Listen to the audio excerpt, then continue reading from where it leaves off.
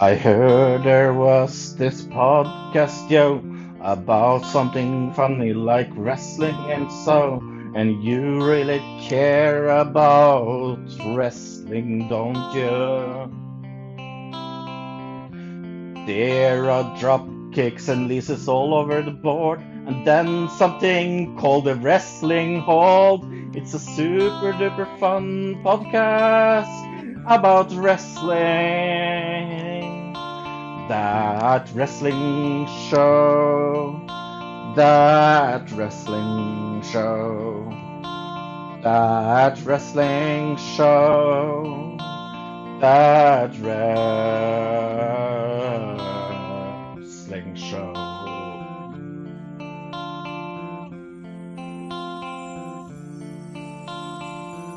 Well, Fro and Bill and maybe a guest or two is here to hold your hand and guide you through a podcast about wrestling. We have a lot of extreme fun, and that's without the gun, because I needed something to rhyme fun with. That wrestling show, that wrestling show, that wrestling show, that wrestling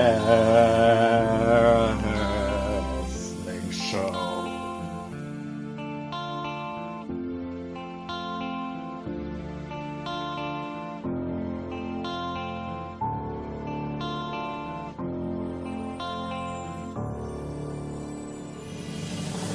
Well, sit your behinds gently down and listen to our podcast sound, and try to guess this week's pro question.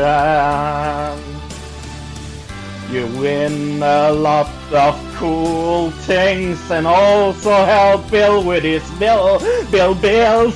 That's a super duper fun competition. That wrestling show. That wrestling show. That wrestling show. That wrestling show. That wrestling show. That wrestling show. That wrestling show. That wrestling show.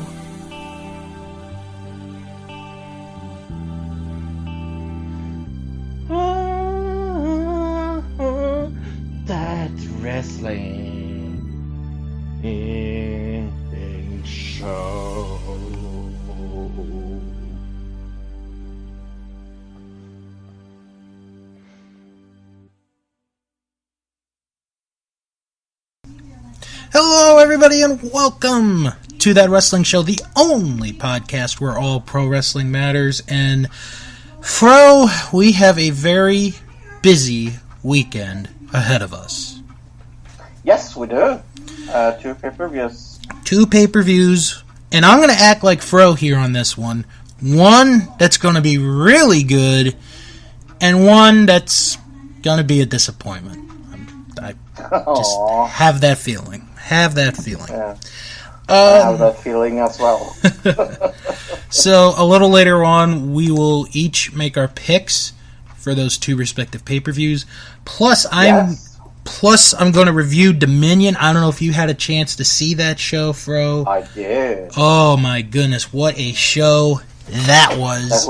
That was a good show. I have my grades and stuff. I got Meltzer's ratings. We'll get into that. Plus, another round of trivia this week. Yeah. And a lot of interesting news. But I do want to remind everybody, real quick, that in 3 weeks, that's 3 weeks, a very special episode of That Wrestling Show will be taking place. Because for the first time in almost the 7-year history of the show, because it will be 7 years this July, I will be taking this show on the road. Ooh. It will be to an undisclosed location. That's all I can say. Yeah, and that's because he doesn't want me to follow him. Pretty much. But no, Yep. it's going to be fun. It's going to be a first time ever episode. So that's really all I could say at this point. I've almost got everything ready. Just got to get a few things here and there. But and yes, he's going to Norway. Well, the place that I'm going to, some people might think it is Norway, but Aha. Are you going to Alaska? no. I told you, it's an undisclosed location. Oh, it's undisclosed. Right. Okay. That means, Alright. So, I want to start off the show this week with a weird question for you. And I'm going to try to make it as easy for everyone to understand when I ask this question. So let's say, Fro, when you were working, you get up on Monday, you get ready for the work week, right? You know, you had your breakfast, you brushed your teeth, you're gonna get ready to go to work, and then you see something, and it just boggles your mind. Have you ever had that? Yeah. Every time I watch in the mirror, I have it. Oh. Well, how about if it was news related? Okay. Have you ever had that? Yeah. Okay. Could you tell us which? When I woke up and Trump had won the election. No. How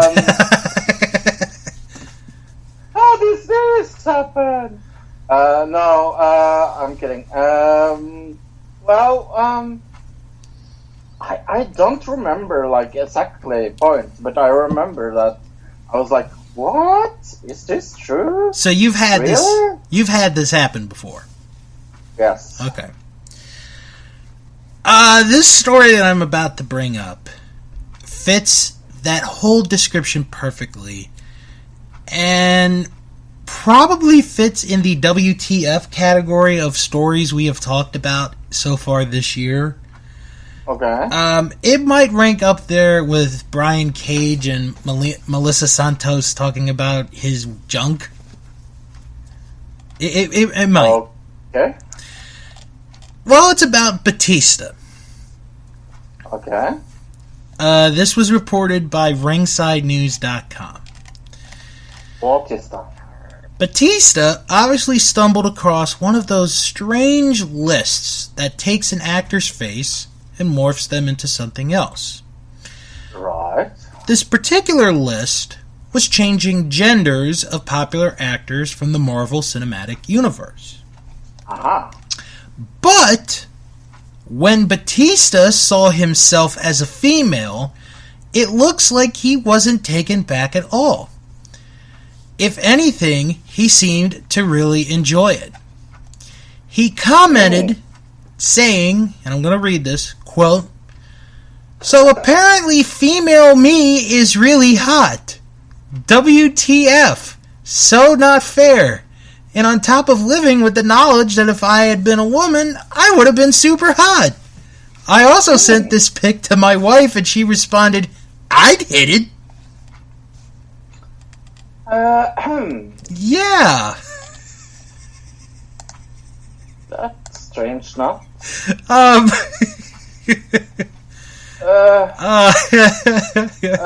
Yeah. You got any? That ranks up there in the strange news category. Yeah, it definitely does. Well, if I was a woman, I'd bang myself. Jesus. Oh boy. Have you seen this picture? I just did. Oh, you have to send it to me so I can see. Alright, I'm gonna get it back and then I'll send you the picture. I mean, it's not like... I guess my thought is, I wouldn't have expected that from somebody like Batista, just because of who he is. If you understand where I'm coming from. Yeah. He's quite a manly man. Yeah, he is. Alright, that should do it, I think. Let me... And the question for our listeners are, of course, would you bang him? I would never force that question. Actually, you know what? I'm just going to send you the link. No, wait. Yeah, let me just send you the link. Okay. I don't know why I saved that. That was so dumb. Oh, I know why you saved it. Ha ha Ah. There you go. So, Fro's gonna get the link and he's gonna look at the picture. I will judge him as a woman. Yes, only as a woman in this situation. Okay. I didn't. Let's see. Oh yeah, definitely. I was back that. Wow. Yeah. It's a beautiful woman. I mean, I mean, yeah. If he was a woman, I would agree with you on that. But I don't know if I'd go so far as to say, oh, I'd bang her if he was a her. But it's one of those weird questions in life. She bangs, she bangs, she bangs. Oh baby. In a literal sense, it might be. Yes. In a literal sense. Oh my. Alright, let's talk about something that happened last week, and that was CM Punk, who, as you can tell by the laugh, had his second fight, and probably his last fight in UFC, because he was dominated by Mike Jackson on Saturday night. You heard what Dana White said. Oh, Dana White said, yeah. So, for those of you, well, Punk, I'll give Punk credit. He went the distance. He went the 3 rounds. Well, one of the problems is that the one he was fighting against, he didn't really jab. Right. Because he wasn't really interested in fighting, it seemed like. And Dana White even said that he wouldn't be welcome into the UFC anymore, him either, because he couldn't strike. Well, I totally agree with him. I have the exact quote that he said. Okay. He said, "It should be a wrap, you know. Punk showed all the heart in the world and that he loves him, but it should be a wrap." He's also 39 years old, Punk is, and 39 years old is not necessarily a prime age for mixed martial arts. But I will give him credit, though, for doing 2 fights. I will say that. I mean, I will never take that away from the man. Will he ever go back to wrestling? Yeah, it's not like I would do the same thing, so... Yeah, I wouldn't. I mean, you have to be trained in a special form. You know, it could be Brazilian Jiu-Jitsu, it could be wrestling, it could be submission style. There's so many. But hey, you know what? Let's give Punk credit. He said he was going to be in a UFC octagon, and he did twice. Yeah. So, good for him. If anything, it's a moral victory. But there's more to this story, because Corey Graves went on a Twitter tirade after the fight. And he had said some things here and there. And it wasn't any... For me, from what I read, it wasn't anything negative. He was just expressing his opinion. But I can understand the people who were upset at his tweets about Punk. Right. I don't know if... Did you get a chance to read them? No. Okay, I'll read the initial tweets that started everything. So, at 11:09 p.m., he wrote, "Maybe abandoning everybody who stood by your side, even when we weren't supposed to, only to have you turn your back on us, wasn't the right move after all? No anger, only sadness." Aww. Then, 13 minutes later, he tweeted, "Aw, seems the fans," in quotes, "are disappointed. Maybe you guys should know that dude," in quote, "held my first son before I did because I was on tour and I trusted him. I had dinner with him the week after he quit." And then, a minute later, he tweeted, "The first rule of punk rock is loyalty, and this guy betrayed it all. I still love you, friend," in quotes, "and I'm sorry you got lost." And then the final one at 11:30 p.m. was, "Don't worry. Hey, Vince McMahon, this has nothing to do with you. You either, Triple H. This isn't corporate. This is real life. Calm down, internerds." Wow. So, how do you feel about what Corey wrote?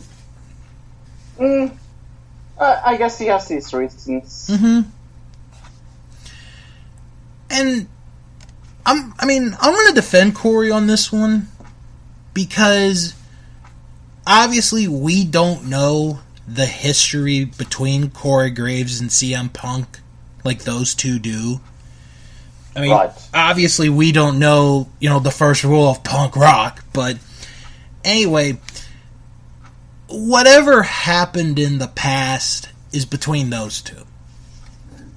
And I feel Graves had every right to tweet what he said. I think sometimes with Twitter, especially Twitter, if you use social media a lot, which Corey does, you can get carried away a little bit. And I think that's what happened here with Corey, was he got carried away a little bit.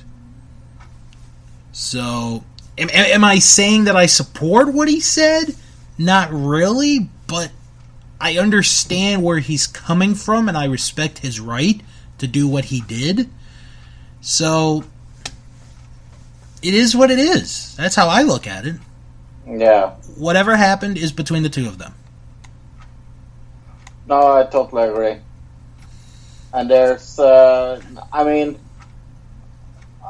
if he feels like CM Punk has really abandoned him and was such a impactful person, he should actually be allowed to say it. Mm-hmm.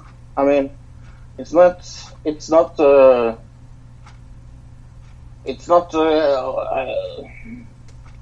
really attacking his character. Exactly. I feel. He's not. He's not attacking Punk's character at all. No. He's just saying, hey, don't you feel dumb, now that you've lost 2 fights after you turned your back on everyone and, did all that according to Graves. So, no, I'm not too worried about that. I'm not. No.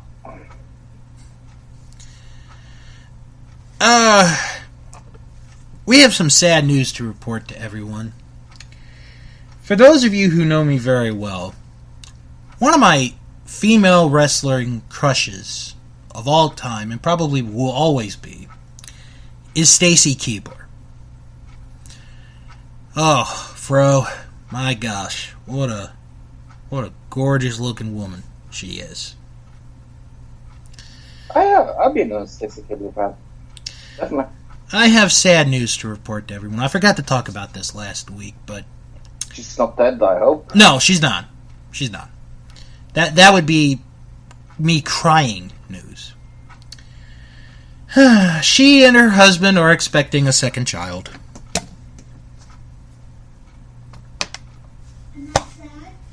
Yes, it is sad. That should be my child.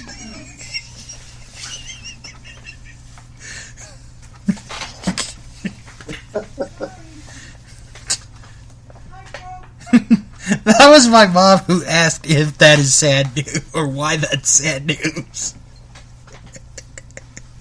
No, but in all seriousness, congratulations to her and her husband for the announcement of their second child. They have a daughter already. I believe she's 4 or 5, I want to say. But wow. Yeah. But in all seriousness, congratulations to Stacy and her husband on the announcement that they are going to have another child. In seriousness. Is he famous? No. Oh, okay.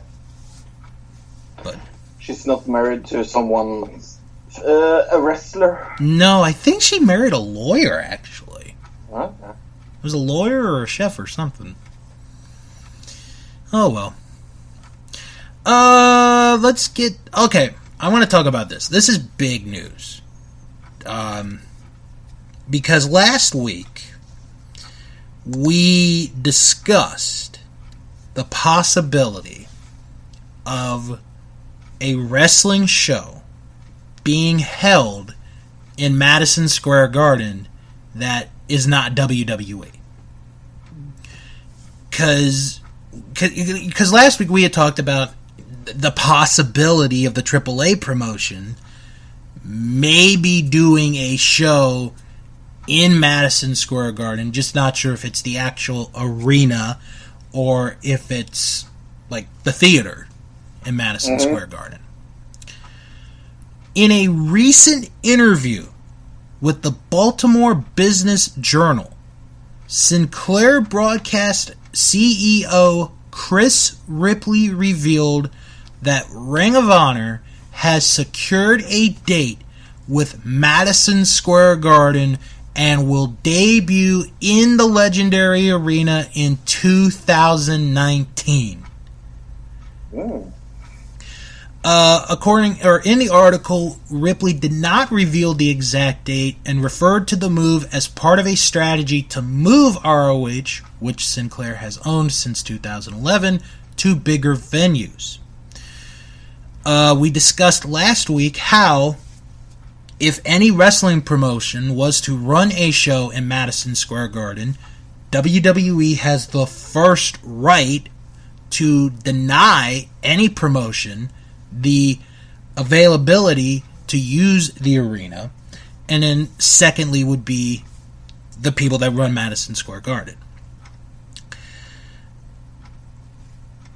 I want to get your thoughts on this because I have a lot of thoughts on this, to be honest. Okay. I want your thoughts first about this news. Okay. How do you feel about that? What is the news? That Ring of Honor's That going. They are allowed? That they're going to have a show in Madison Square Garden. Oh, so it's confirmed it's going to be inside? Mm-hmm. Oh, that's good. That's super good. There's nothing negative about it. No. As I can see it. Mm-mm. I will say this.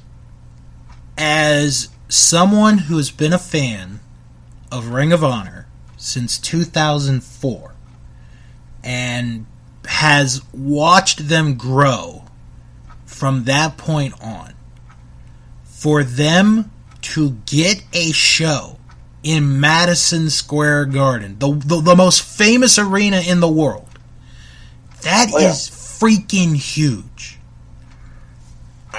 I never thought in my wildest dreams they would run a show in Madison Square Garden.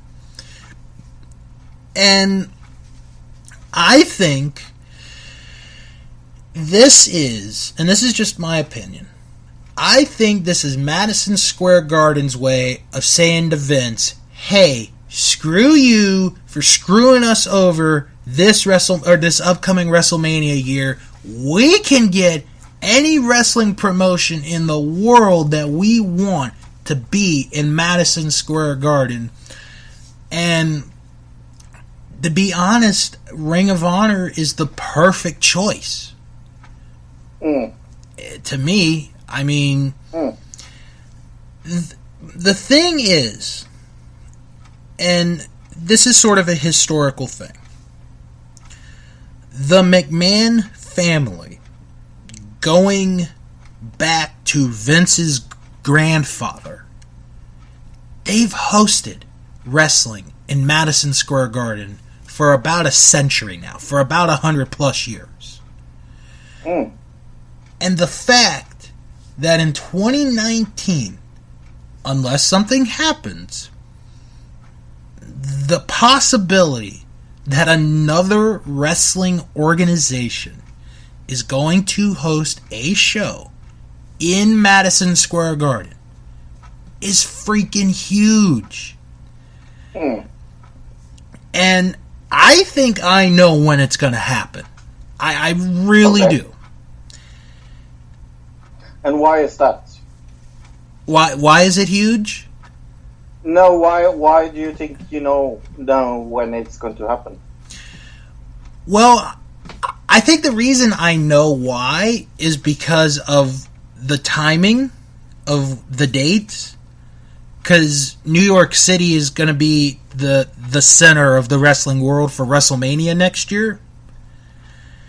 Right. I think that Ring of Honor will run in Madison Square Garden the night before WrestleMania opposite NXT TakeOver.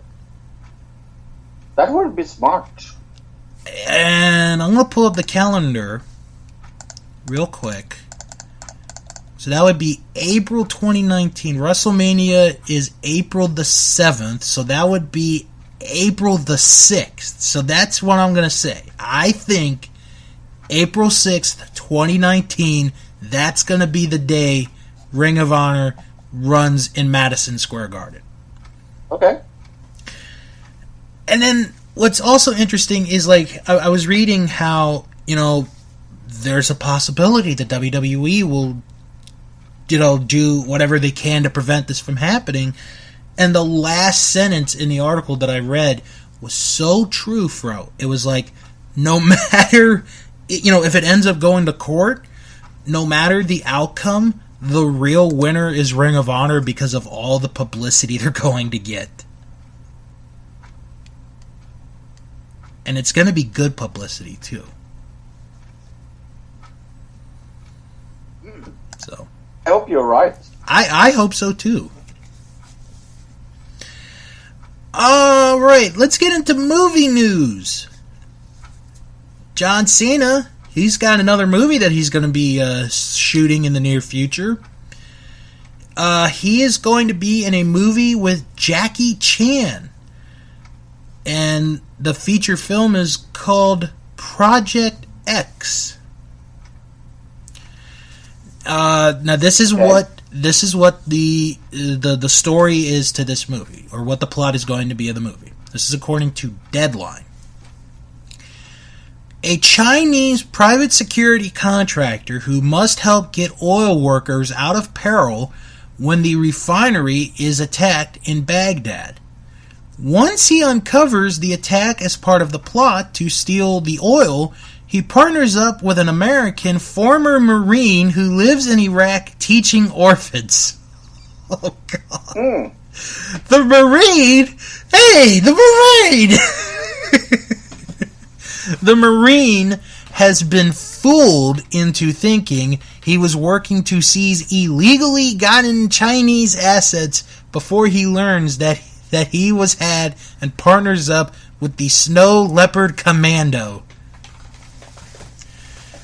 The film will be directed by Scott Woe, who directed Need for Speed. I like Need for Speed. You might be the first person I've heard to have said that. Not it's a bad thing. Actually likes. I think it's a little underrated. Okay. It's a fun movie. Yeah. I mean, it's not like Oscar. Right. Movie. The video games are fun. Yes. My nephews even like them. I think that's what got him into video games. Mm-hmm. So, thank you, Need for Speed. Yeah. Do you want to do some trivia? Yeah, I want to do some trivia. All right. We did have a winner. Winner, chicken dinner. Yes, we did have a winner. The question last week was, could you name the arena that SummerSlam 1996 was in? And I was a little skeptical because I wasn't sure if they were going to put in the name of the current name of the arena or the original name, but the person who got it right put the correct name, which was the original name, which is the Gund Arena in Cleveland. That was where SummerSlam 96 was held. And the winner was Joe Sego. So congratulations. I've heard of him. He has won an entry into our SummerSlam drawing. Yes.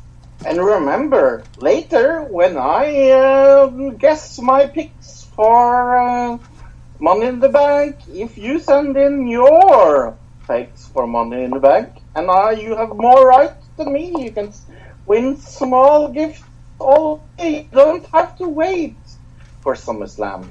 Hey, there you go. Yeah. We will remind you when we come to that. Yes. So, do you want the TNA pay-per-view? Of course you want. Sure, why not? You want the TNA because they are so freaking awesome. And I'm going to be extremely nice to you. Because guess what? What? We are going to talk about last 2016 Slammiversary. Okay. Why am I really nice to you? Because that's a really shitty Slammiversary. Okay. Yes. Let's start with the dark match. Paradise against Mandrews in the singles match. Okay. I'm going to say Mandrews. Yes. Then we have a four-way match for the TNA X Division Championship. And it was Trevor Lee, Andrew Everett, Eddie Edwards, and DJC. Ooh. Who won? I'm going to say Trevor Lee. No, but he was the champion. Okay. But he lost it to Eddie Edwards. Oh, okay. Uh-huh. Then we have a three-way match for the TNA Knockout Championship. And it is Gail Kim, Jade, and Sienna. Ooh.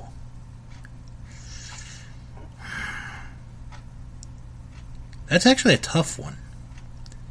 I'm going to say Sienna?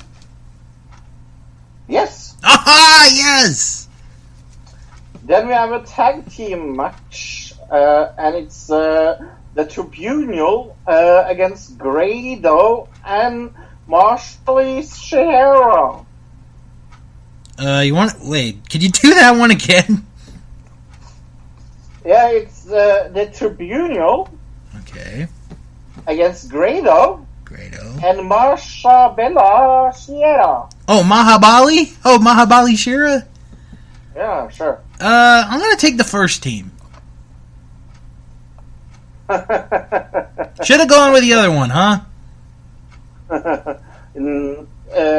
Yes, it was the tribunal. Ah, good. Then it was a singles match against James Storr and Braxton Sutter. Ooh.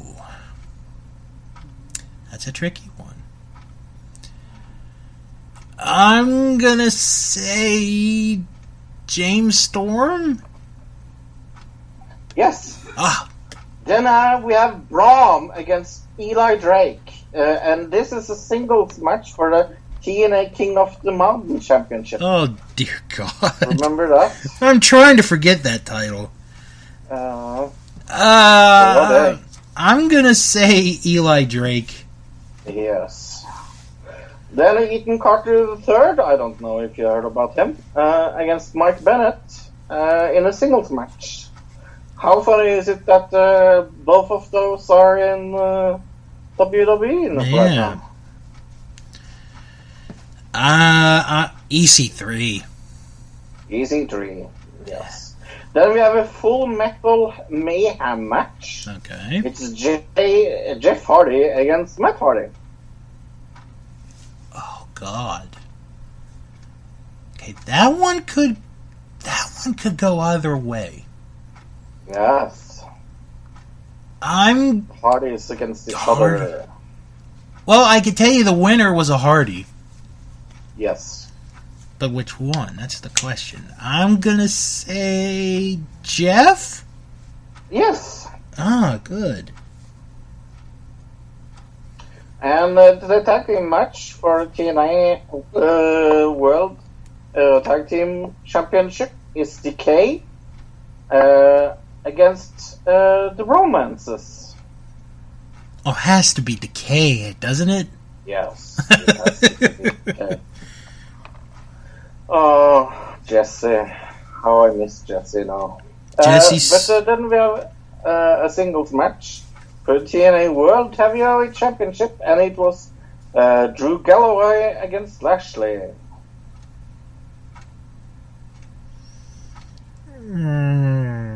How funny is it that both of them I know! Right now? I think I said that before. Yeah, I think he did. Yeah. Oh, God. I'm gonna say Galloway? No, it was Lashley. It was Lashley, okay. Yeah, Lashley defeated him.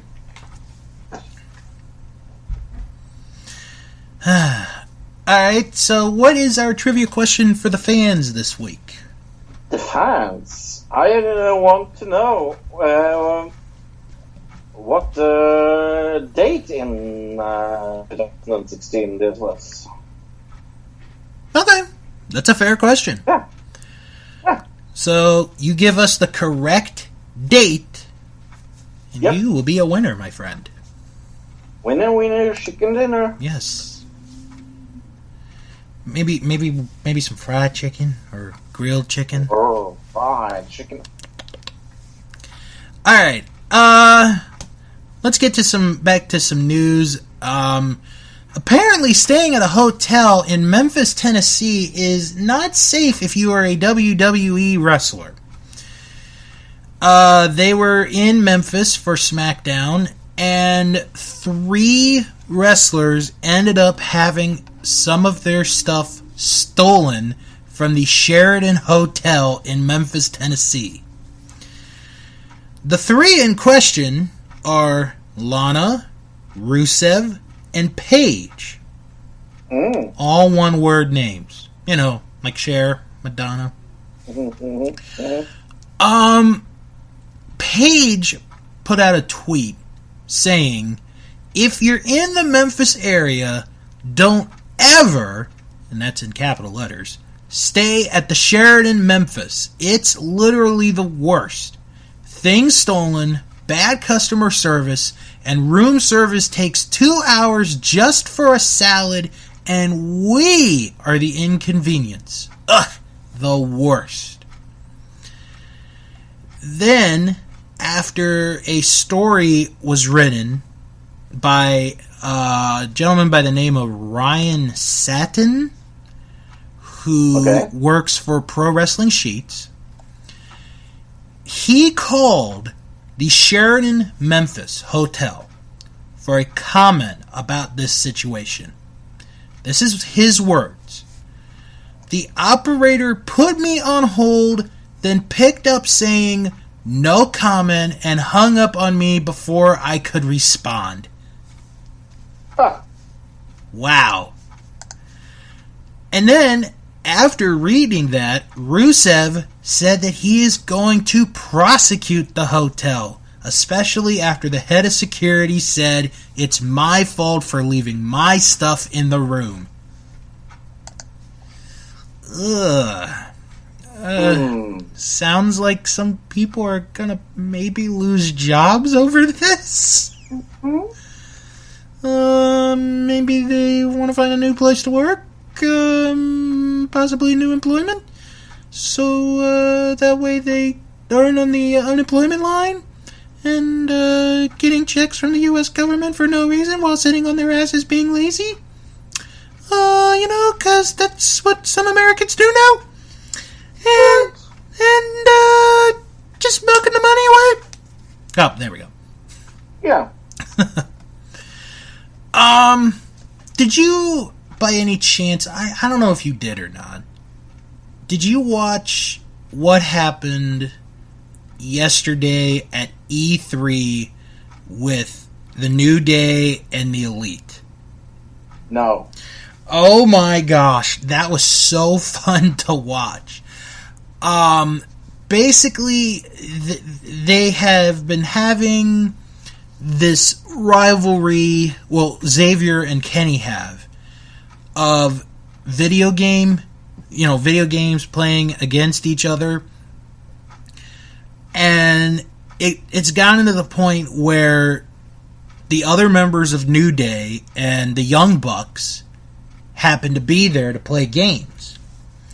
So yesterday, while they're there at the E3 convention, which is, for those of you who don't know, this is where they show the upcoming video games that are going to be coming out for the next year. Kenny and Xavier decide to have one final battle. And it would be contested at Street Fighter V. And the loser of this had to eat a very hot jalapeno pepper. And it was the first to 5 wins. Fro, it was so fun watching. I mean, the commentary was bad, but it was so fun because, and I'm probably spoiling this, but I don't think people really care. Xavier goes up 2-0, like, to start it off. Like, he is up 2-0. And then Kenny comes back and he wins 2 in a row to even it up at 2 apiece. Ooh. Then the 5th set, Xavier wins. He gets it to 3-2. Then Kenny evens it up to get it to 3-3. Then Kenny wins the next one to get it to 4-3. So all he has to do is win one more and he wins. Well, Xavier comes back to even it up at 4-4. So it goes to one more round. Wow. And for those of you who are unfamiliar with fighting video games, if you ever compete in one, it's basically a 2 out of 3 round system. So they get to the final match, and they literally get to the final round, and Kenny Omega wins 5-4. So, because of that, Xavier Woods had to eat some jalapeno peppers. And I'm not talking about the mediocre volume flavor. I'm talking the hot jalapeno peppers. The kind that, to the point, they will make you cry. And Kenny, being a good sport, he ate one, even though he didn't have to, he ate one jalapeno pepper as well. But it was really fun to watch. It really was. So will we see more of that in the future? Who knows? Who knows indeed. But it was really cool to watch. Sounds fun though. Yeah. Sticking with video game news, the cover star for WWE 2K19 will be revealed this Monday. I hope it's Braun Strowman. Well, the name that I've heard, or at least from the fans who are making guesses, is it's going to be Ronda Rousey. But Braun would be an interesting choice. Braun would be a very interesting choice. Mm-hmm. Oh yeah. All right, I want to bring this up because I think this is very interesting news. There's a promotion that came back recently, Major League Wrestling, which is run by Court Bauer, and they have a TV deal, and they're on a channel called beIN Sports.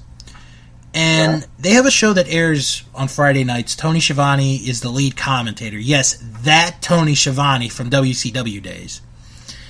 And they're right now, as it stands, they are supposed to have a TV taping in New York City on July 19th.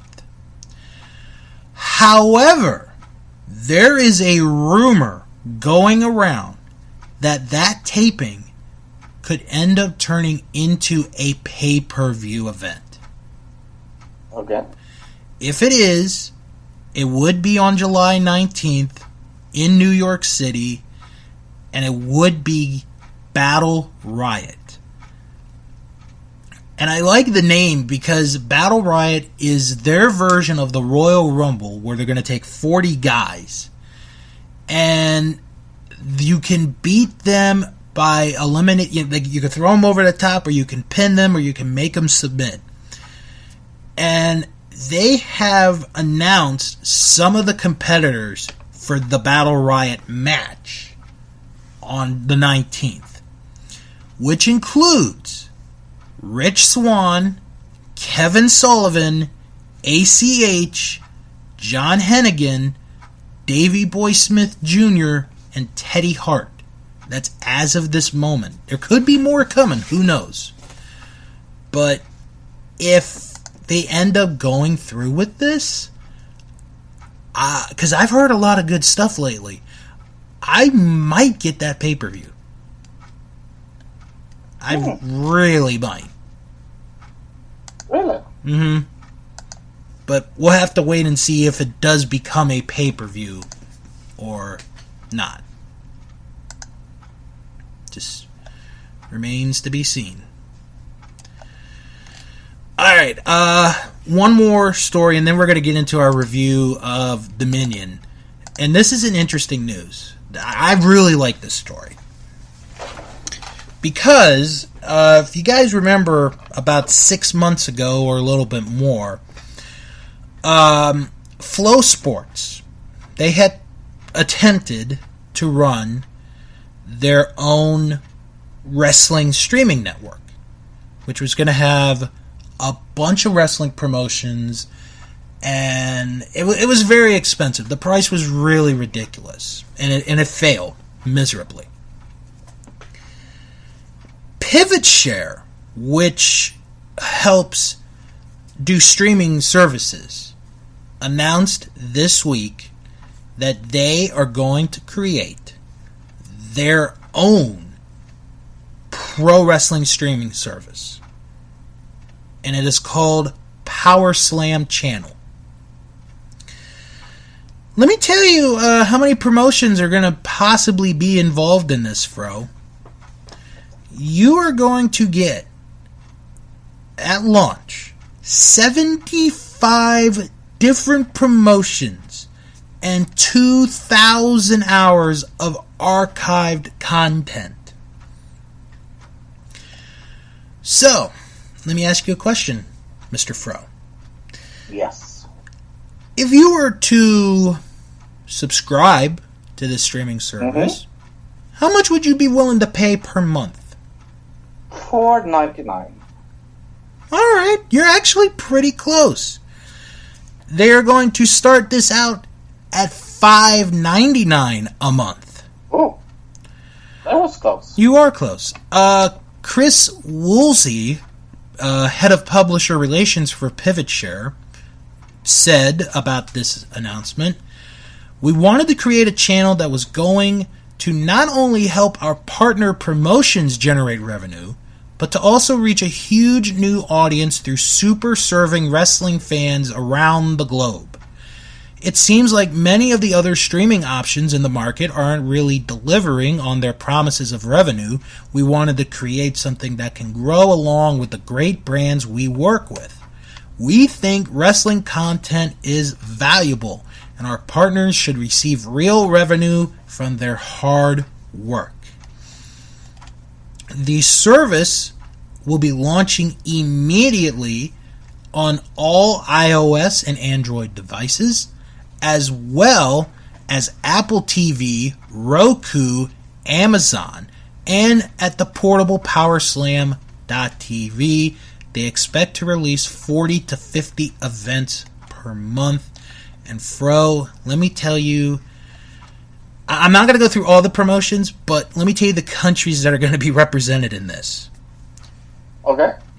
The U.S., England, Ireland, Canada, Germany, New Zealand, Chile, Italy, Dubai, Australia, Portugal, Spain, just to mention those.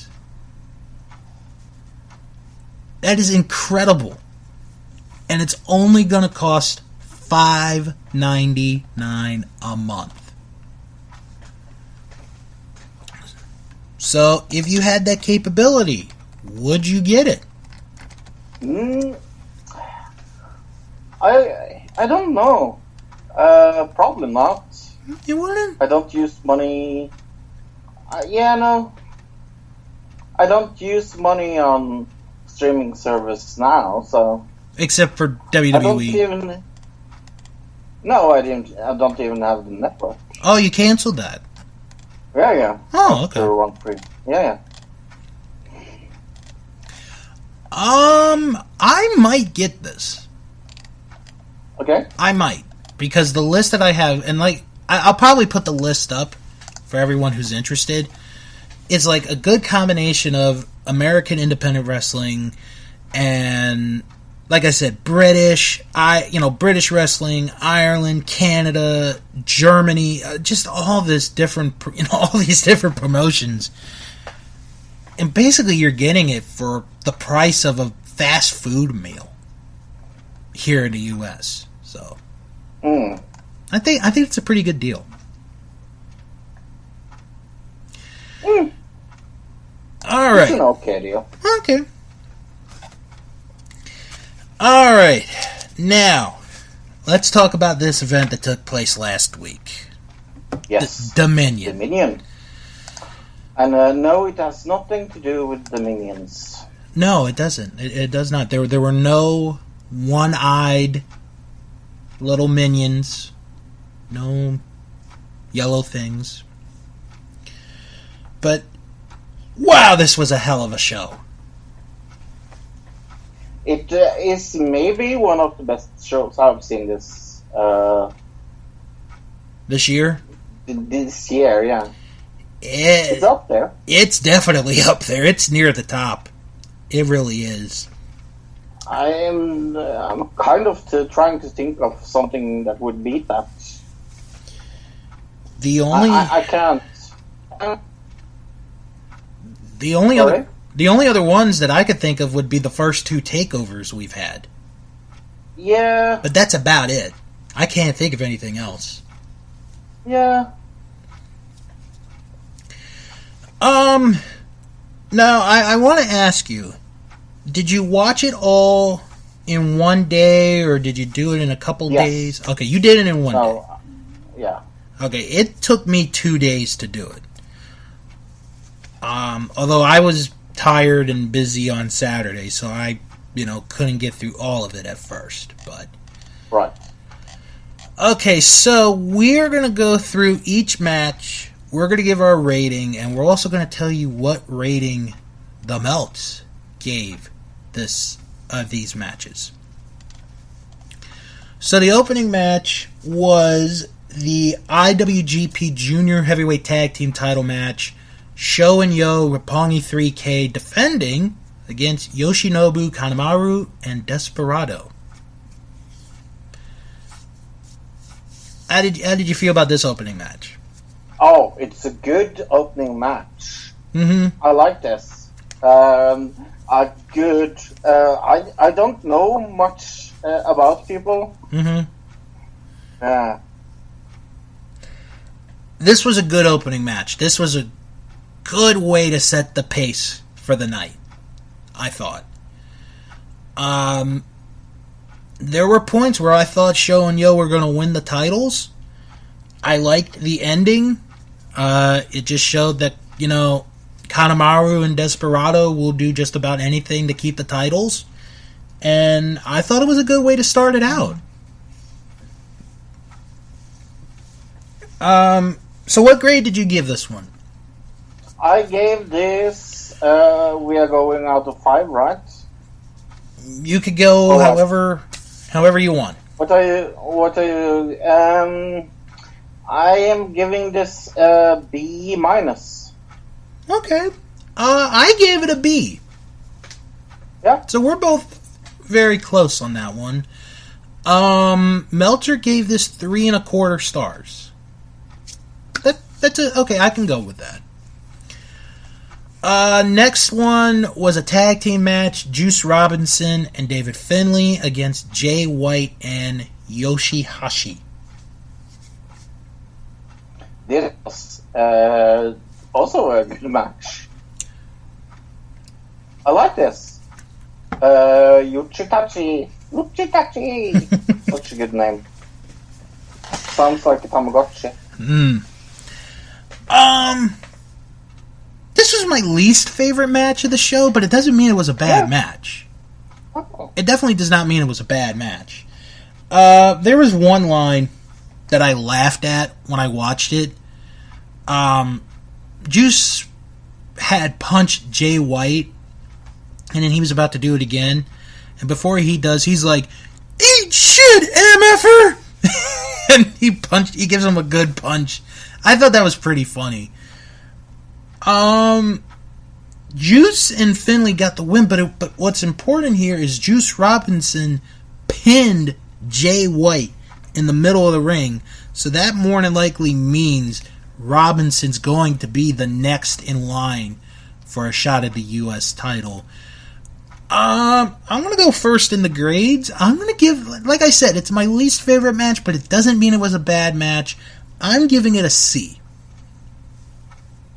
Oh, this is C plus for me. All right. Meltzer gave this 2.25 stars. All right. Next match was another tag team match. Tomohiro Ishii and Toru Yano against Minoru Suzuki and Zack Sabre Jr. This was a fun match to watch. This was just a fun match to watch. Mainly the story was Ishii and Suzuki, the two tough guys. It was just really good for the amount of time that they got. Sabre got the submission win on Yano, but after the match, Suzuki and Ishii were battling each other out. Suzuki hit Ishii with a chair, but Ishii came back, and it was just really, really good. It was just a fun brawl to watch. It's a good match. It isn't my favorite of the night, but it's a good back and forth. I like it. Yeah. Mm-hmm. I give this a B minus. I gave this a B minus as well. All right. Meltzer gave this 3.75 stars. Then we go to the second of our title matches. Almost said first, but it's actually our second. The three-way match for the never open weight title, Hiroki Goto defending against Michael Elgin and Taichi. You and I both went with a challenger in this one. Mm-hmm. Man, this could have been a show stealer had it not been for the last three matches of the night. I was thinking when I saw this, I was thinking, no joke, oh, there's nothing that's going to be better than this. I know! This was such a good match. I was wrong. I was wrong. But this match was really good. And it was. I thought it was the match of the night until I saw the rest of it. Yeah, this is one of my higher graded matches of the show. All three men performed very well. Michael Elgin went all out in this match, and I thought he did a hell of a job. Taichi did a hell of a job. Goto did a great job leading both of these guys. And because I know Michael Elgin has gotten some bad press as of late, which he deserves because of the stuff that's happened. There was a story that happened here where he hid something about a female wrestler getting harassed by a male wrestler. But this was such a very good match, and this is one of those where if you hate the guy, you gotta at least put that hate away for a little bit and respect what the guy did. Elgin won after hitting 2 corner power bombs and then a spinning power bomb to win the title. I gave this an A-. Oh, I gave this an A. Interesting. Oh, yeah. Meltzer gave this 3.5 stars. That's a little bit of a low grade there, but that's just... yeah, that's a little too low. Then we go to the IWGP Tag Team titles, the Young Bucks defending against Sonata and Evil. This was another good match. That's all we're going to say at this point. Another good match. Yep. Another good match. Another good match. Yep. The rest is A or A+ for me. Wow. I liked the story where Nick Jackson, I think it was about 5 minutes into the match, went for a kick on Evil, and he missed, and he ends up hitting the post, and it becomes a factor in the match. It's just good back and forth wrestling, and I think this match, if anything, proves that no matter what weight class the Young Bucks are in, heavyweight or junior heavyweight, they're going to put on a hell of a match. And I thought they did a really good job in this match. And they win using their first original move, more bang for your buck, to win the titles, which I thought was really neat. And how fun was it that we said last week that they would probably not win? But yet we both wanted them to. Yeah. That was pretty neat. Yeah. I gave this a B. I gave this A-. Okay. Meltzer gave this 4.5 stars. Next match was the special 6-man tag team match. Oh. This was good. Jushin Thunder Liger, Hiroshi Tanahashi, and Rey Mysterio against Cody. This was my bad match of the night. I did not like this. Oh, your least favorite. Okay. Cody, Hangman Page, and Marty Scurll. This was a fun match. I mean, it wasn't going to be the 5-star match, but for what it was a fun match. I think I had a little too high expectations for this. Okay. And it just didn't follow up on those expectations. Right. Okay. So Yeah. Cody won the match for his team, hitting crossroads on Liger. I gave this a B. Oh, I gave this, and we are going to really disagree, a D+. Okay. Meltzer gave this 3.5 stars. Then, at this point, the rest are title matches. Yes, and the rest are really good. Oh, I don't think you could have asked for any better last 3 matches than these 3 we got. First up, Will Ospreay defending the IWGP Junior Heavyweight title against Hiromu Takahashi. What a fantastic match this is. There are so many spots in this match that it would take forever for us to go through. But it was so good. It told a good story, because Takahashi had won earlier in the week the best of the Super Juniors. That's how he earned the title shot. And Ospreay was doing anything he could to keep the title. Takahashi was doing anything he could to win the title, including a sick sunset flip power bomb onto the outside. It was a very, very good match, and the ending was Takahashi. He hit. It was like he has this new move. It's almost like a cradle tombstone pile driver. And then he hit the Death Valley bomb to win the title. It was just such a fun match. Oh, I tell you, the junior heavyweights are so fun to watch. How did you feel about this one? Oh, this was so good. Again. It's so full of life. Again. That's what I liked about it.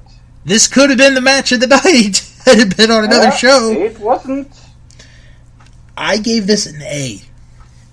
I gave this an A as well. Meltzer gave it 4 3/4 stars. Ooh. So we're all pretty close. Then comes the Intercontinental title match. Oh. Chris Jericho against Tetsuya Naito. Match of the night. Ooh, for you it was. Okay. Oh, yeah. This was match of the night for me. I had so much fun with this. Oh my gosh. It really was. Jericho came out and he had face paint down his eyes. And I think somebody noted that it looked like it was from A Clockwork Orange. It could have been. I've seen that movie, but it made Jericho look good. But the opening was so good because, Naito making his way to the ring. Jericho doesn't even wait for Naito to get in the ring. He attacks him from behind and he starts beating him up. And, he's beating the crap out of Naito. And he hits a power bomb on Naito through the table.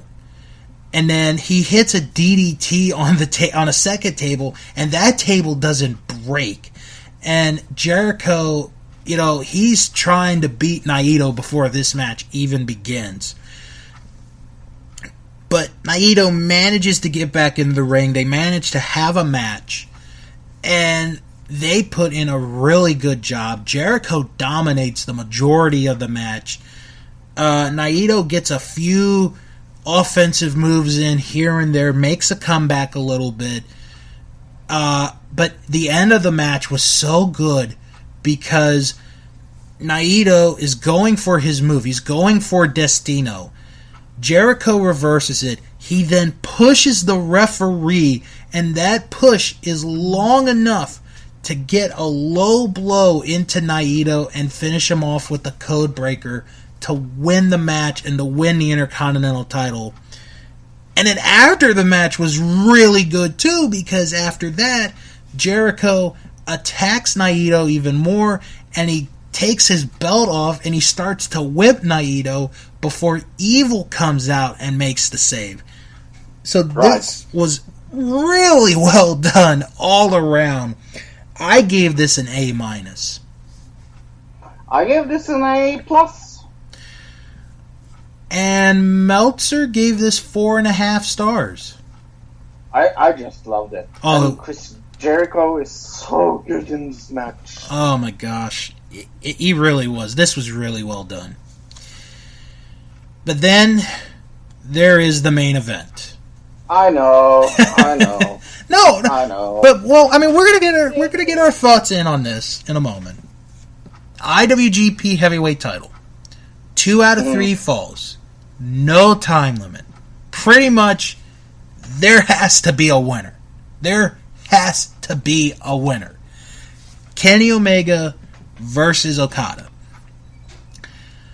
First fall goes just about a half hour. Just about. Told a really good story because both men were trying to go for their finishing moves in the first fall. Neither man could really hit it. At one point, Okada gave Omega a tombstone on the apron, which was sick looking. And then the end of the first fall, Omega attempts for a one-winged angel, but Okada reverses it into a roll-up, and he scores the first fall of the match. And like I said, it was about almost 30 minutes into that first fall.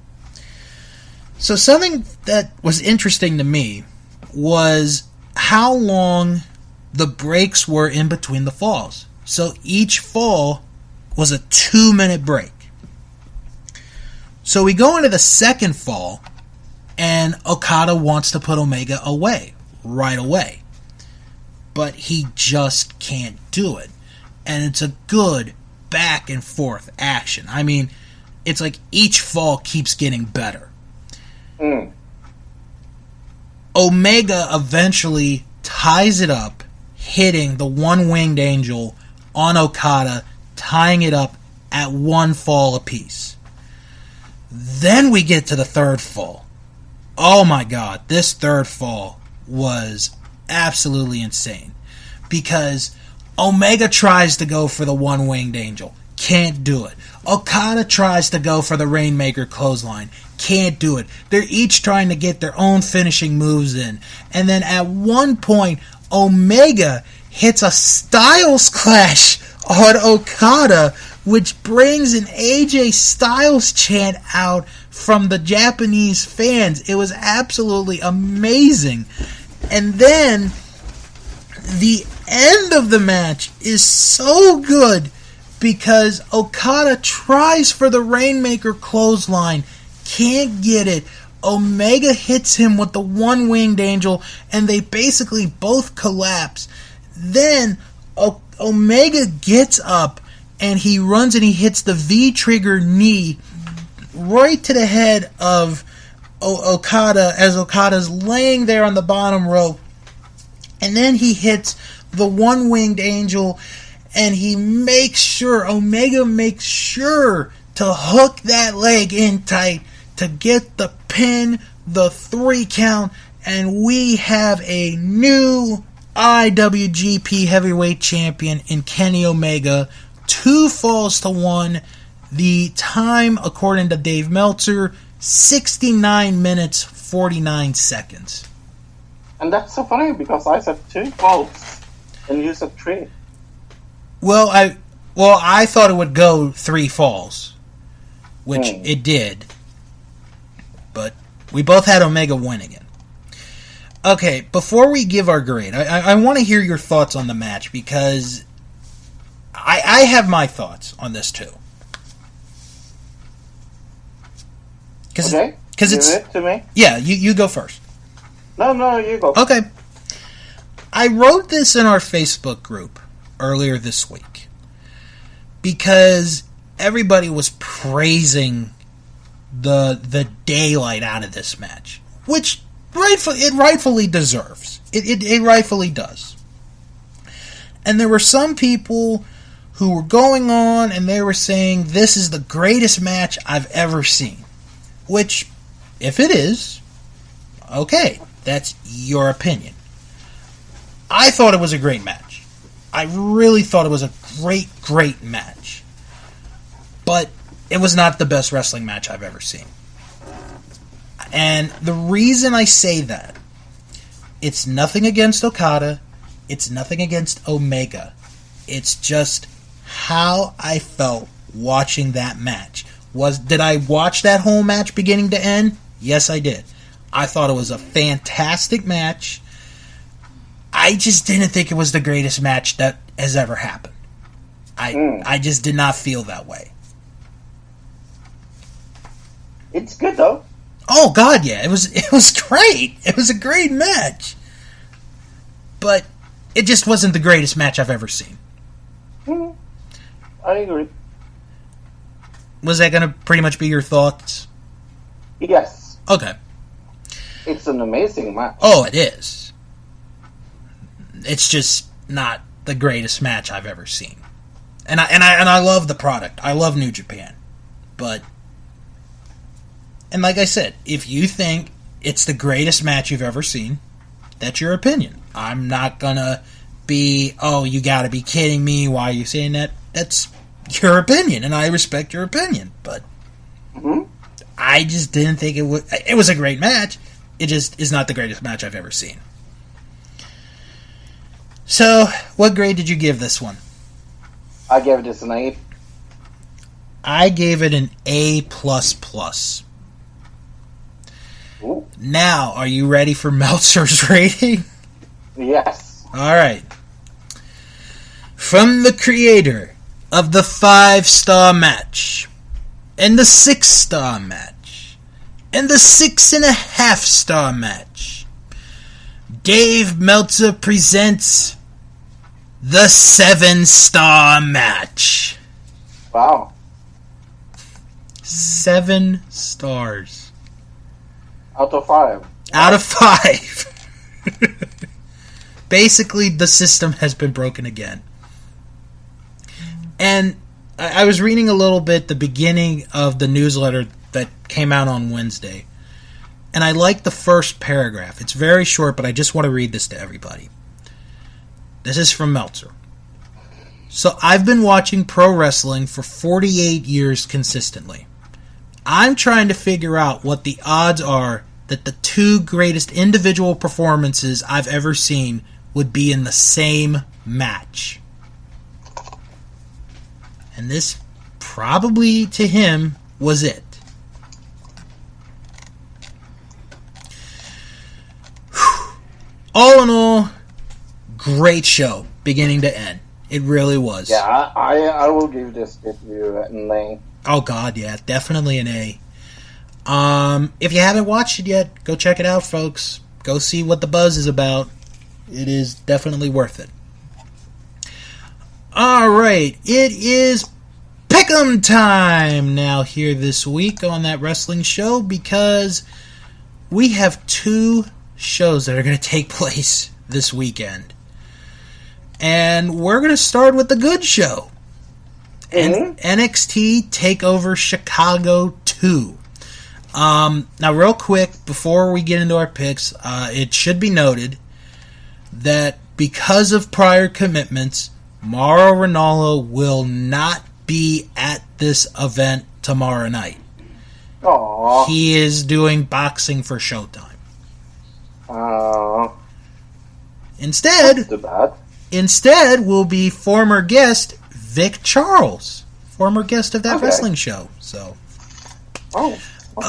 okay, so 5 matches announced. I'll read you the match, and we'll each make our pick. Now, this is... Yeah, and listeners, this you can also get into, because if I get wrong... Alright. So we're going to do both, then? Yes. Okay, that's fair enough. We will start with the NXT Tag Team Championship. The Undisputed Era will face the team of Oni Lorcan and Danny Burch. I'm going with Danny Burch. So. Oh, you're calling for a title change here. Mm-hmm. Okay, let me write this down. Okay, so you're going Lorcan and Burch for the titles. I am. Okay. I'm gonna disagree with you. I think Undisputed Era is gonna keep the titles. Okay. They don't really need it. No, I agree with you, but I'm just, thinking they've got it, so. This next match is going to be a hell of a match. Ricochet against Velveteen Dream. Oh. This is going to be an unbelievable match. Go with Velveteen Dream. You're going with the Dream? Yeah. Oh my god, this is going to be such a good match. I'm going to go Ricochet on this one. Nothing against Velveteen Dream. I think he's a great talent, but Ricochet, I think, is in the position that he could be one of those guys that could be the face of NXT. Well, actually, both of them could. It's just a matter of who would, who's going to go over. I think it's going to be Ricochet. Then we have the NXT Women's title, Shayna Baszler defending against Nikki Cross. I'm going to go with the champion here. Okay. This is actually going to be our first agreement. I'm sticking with Shayna on this one. As much as I like Nikki Cross, I think Nikki Cross is cute. Shayna Baszler is the dominating heel monster champion that not only NXT needs, but WWE needs. And she's doing a much better job than that guy that holds the red belt. Yep. Then, and I want I'm going to ask you your question or your opinion on this next match. It is Johnny Gargano against Tommaso Ciampa in a Chicago street fight.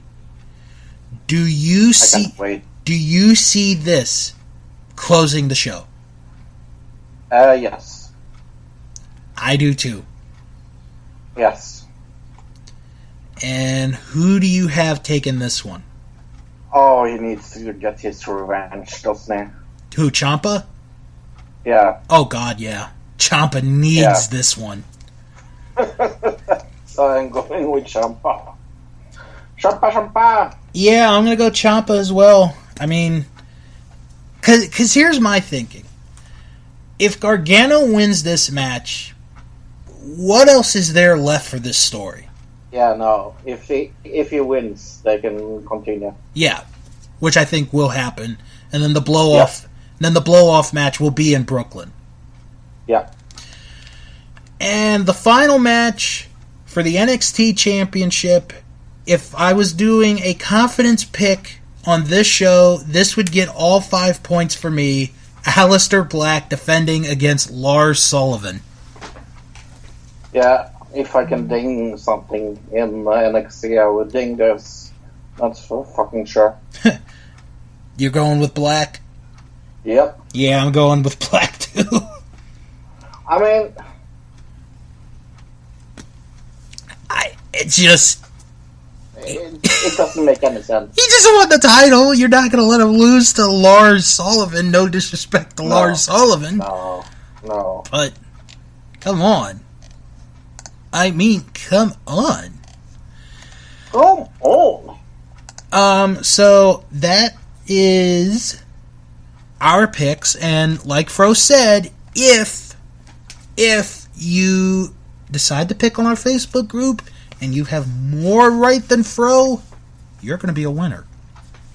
Yes. Well, that does it for this week's show. Join it. Oh. Yes. Goodbye, everybody. Yeah. Goodbye. No. We got to do the other show. There are so matches I can exactly. wait to see. Exactly. There are some matches that... I mean, who doesn't want to see Ginger Mahal?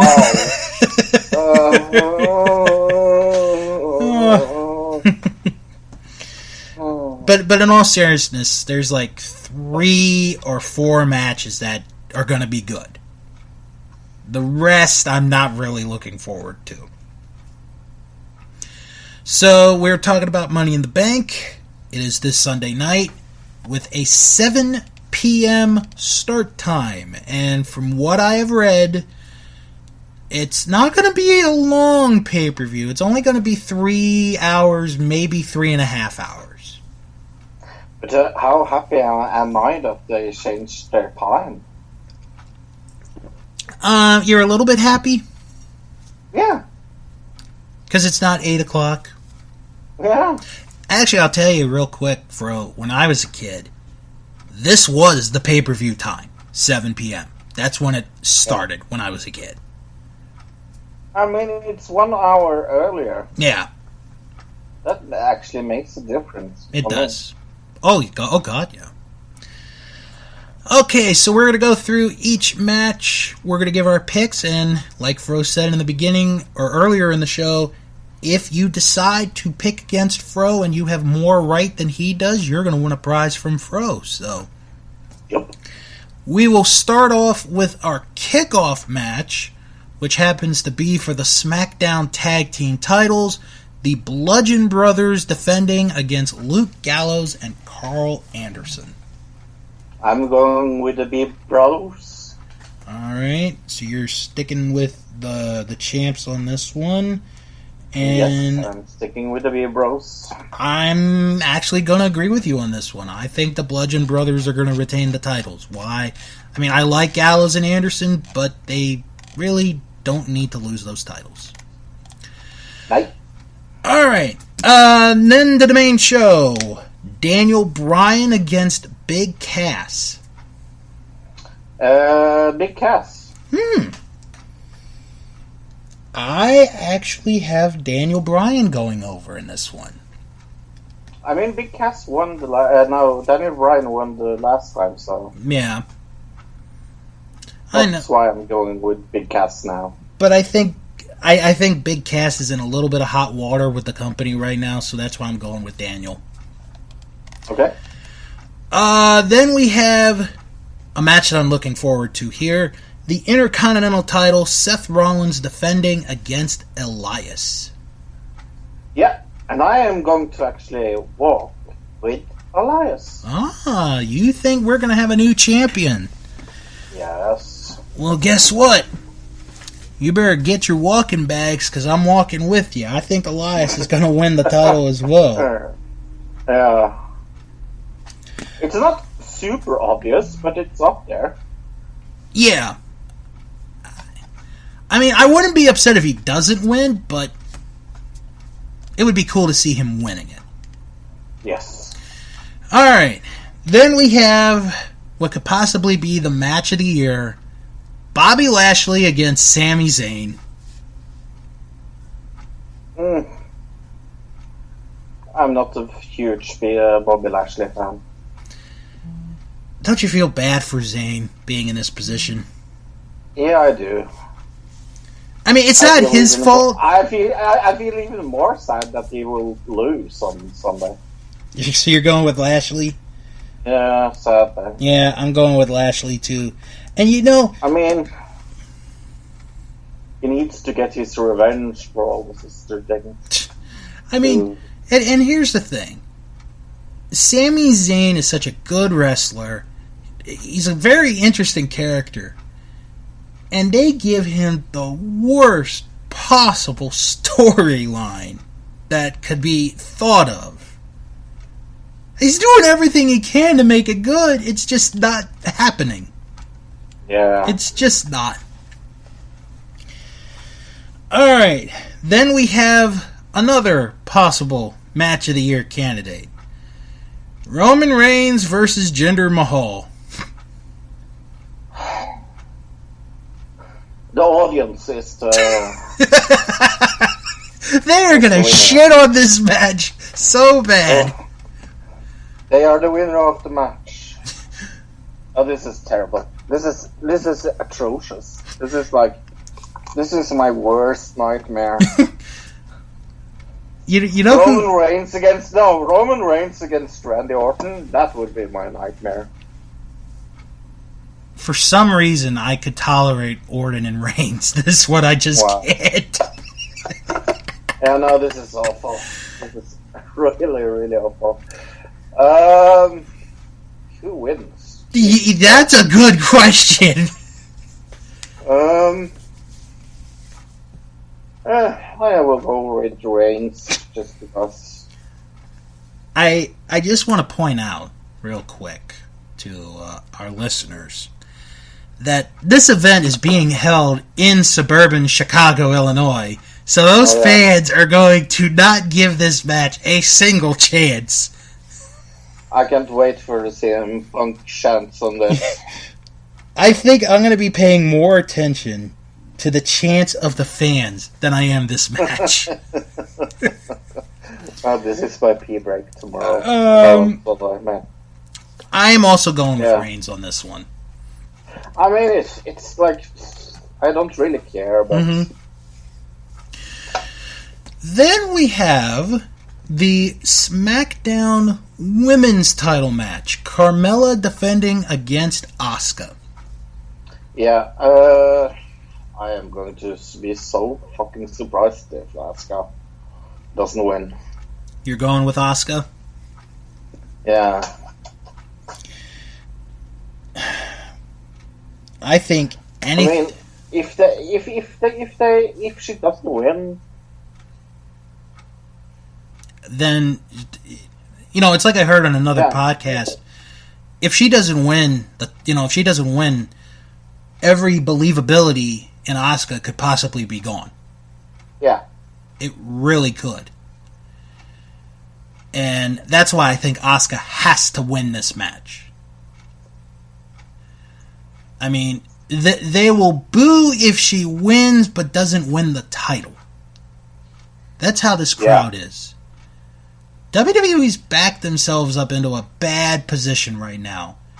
They have that with both of the women's matches. Both of them. Because... Oh, and I'm picking Asuka, by the way. The next match is Nia Jax defending the Raw Women's title against Ronda Rousey. Yeah, and if Ronda Rousey doesn't win here, I will be also super surprised.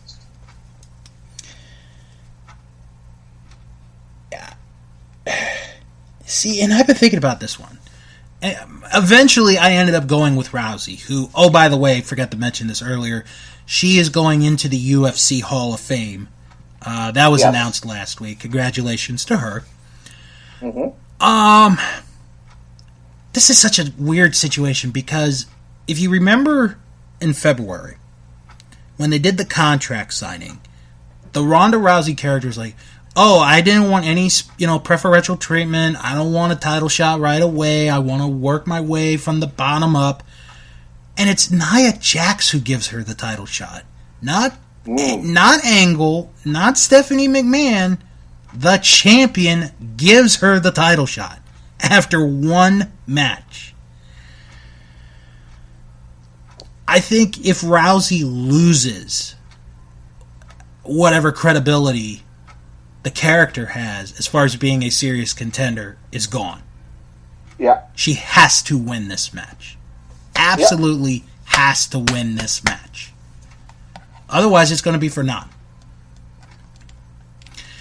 Then we go into the first of the two Money in the Bank ladder matches. And since Fro and I are both gentlemen, the ladies will go first.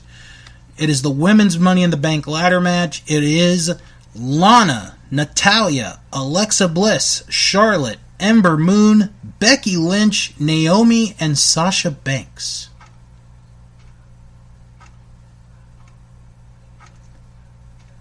Yeah, I am going, and I will explain this to you right now. Okay. I'm going to go with a married couple winning both of their Money in the Bank. So I'm going with a raving Russian Lana.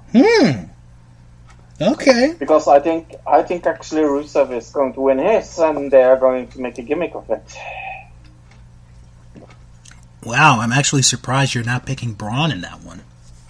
I know. We'll get into that one in a minute, but I'm going with Natalya in this one. Okay. The only reason is storyline reason with the whole thing with her and Ronda Rousey. Yeah. The only other one, the only other two I could see for a storyline purpose is Alexa and Charlotte, and it would only be because to get their title back from who they lost it to. That's the only other reason. But I don't see that happening. I think Natalya's going to take it, but that's just me. Then we have the men's Money in the Bank ladder match.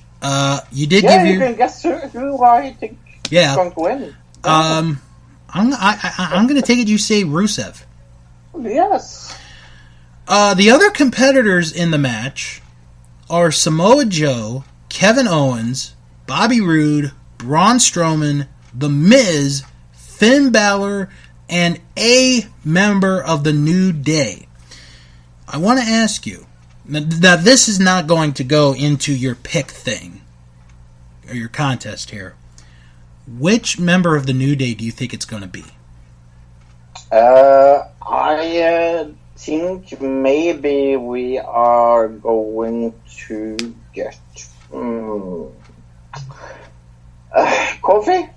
You're going to go Kofi, okay. I honestly have no idea who it's going to be. So I'm going to throw you a curveball, everyone.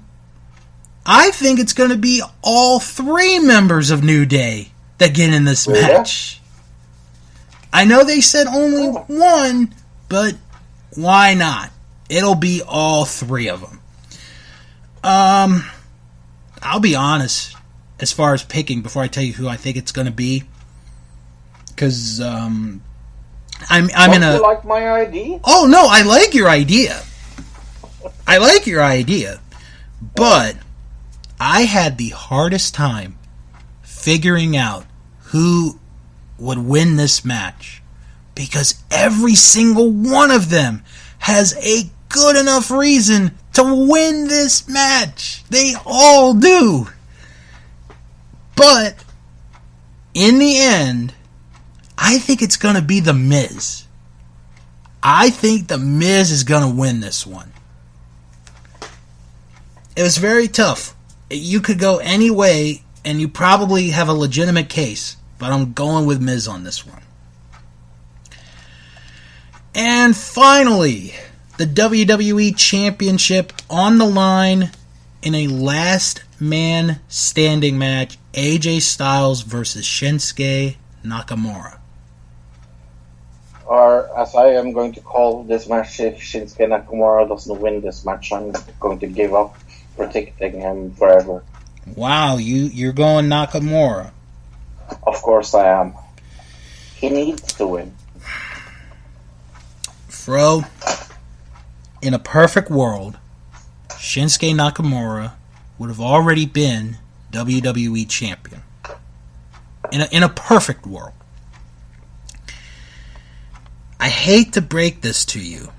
Oh no. But I don't think he's going to win it. I think Styles is going to win it. And it's going to be very close. I think it's going to be a close count. It'll be like they both get up at 9 and then one collapses and the other one stays up at 10. That's how I see it happening. I think Styles is going to retain. Now, I'm going to ask you the $1 million question, Fro. No cashing. No cash in. Okay. I don't think there'll be a cash in either. Because you wanna build it up. They did a good job with the women's when Carmella cashed it in. So I think you want to build it up. But how good would it be if my prediction went through? Oh, it would. I think SmackDown would be even more interesting to watch. Yeah. But we'll have to wait and see what happens. But I can see it happening. I can see it happening. Just wait and see. All right. It's a good idea. Mm-hmm. It is. It is. All right. That is going to do it for this week. So let's get into our plugs. You can follow the show on Twitter at WrestlingShow11. You can follow me on Twitter at House of Bill. And you can follow me at Bananiskrem. You can join our Facebook group. It's real simple. Just type in That Wrestling Show Fan Group and you are right there. And if you can't find it, like if you type it in the search bar and you can't find it, it's okay. We always put the link in the description box so you guys can click right there. Don't forget to check out the website, thatwrestlingshow.com. Visit the Patreon page, patreon.com/Bill's World of Podcasts, where your support, your donations will help not only this show, but some of the other shows that I do. Fro, what do you have on tap for another digital citizen this week? We talk about the very controversial Pizzagate. Pizzagate? Yeah, Pizzagate. You know, where everybody thought that the Democrats were leading a child prostitution ring out of a pizza parlor. Oh, jeez. Yes. Oh, great. Why don't you talk about the BS happening with IHOP changing their name to IHOB? We did that as well. How? We did talk about that. How freaking BS is that crap? International House of Burgers. Bullshit. It should be. They should have left it IHOP, but if you're going to change it to IHOB, it should be International House of Breakfast. Yes. That's just me. This week on Shark's Pond, I review the episode Crazy Cripples. Because, you know, Jimmy and Timmy joined the Crips. Oh, you know what? Before we finish up, Fro, we forgot to do this. Let's make our World Cup picks. Yes. Do you want to go by group? Like the two? No, I'm just going to say the winner of the World Cup is Brazil. You're going to go Brazil. Okay. Yeah. My heart says Poland because that is where my family ancestry is from. But my brain says Germany, so I'm going to stick with the Germans. Yeah. But Brazil's always a safe bet. It is. Speaking of safe bets, why don't you check out these podcasts? Our Vantage Point, the Retro Wrestling Podcast with Joe Marotta and Michael Quinn. They come up each and every Monday talking about the retro world of professional wrestling. Also, the Wrestling Podcast About Nothing with longtime independent wrestling referee Mike Crockett and Ring of Honor star Brian Malonis, as they talk about stories in their careers and other wrestling news. And my favorite all-girls wrestling podcast, Queens of the Ring. You get wrestling from a female's point of view. Check them out. Next week, Fro and I, we're going to review both TakeOver and Money in the Bank and probably drive each other crazy about those two shows. Who knows? Yeah, who knows? Plus, we'll talk other wrestling news that happens during the week. Everybody have a good, safe weekend. Have a happy Father's Day to all you dads out there listening to this show. And come back next week after you're done having food on the grill, drinking a beer, whatever it is you do on Father's Day, to another episode of That Wrestling Show, the only podcast where all pro wrestling matters. And as always, Wrestle on! wrestle on! Can't find the right button. Bye, everyone. Bye!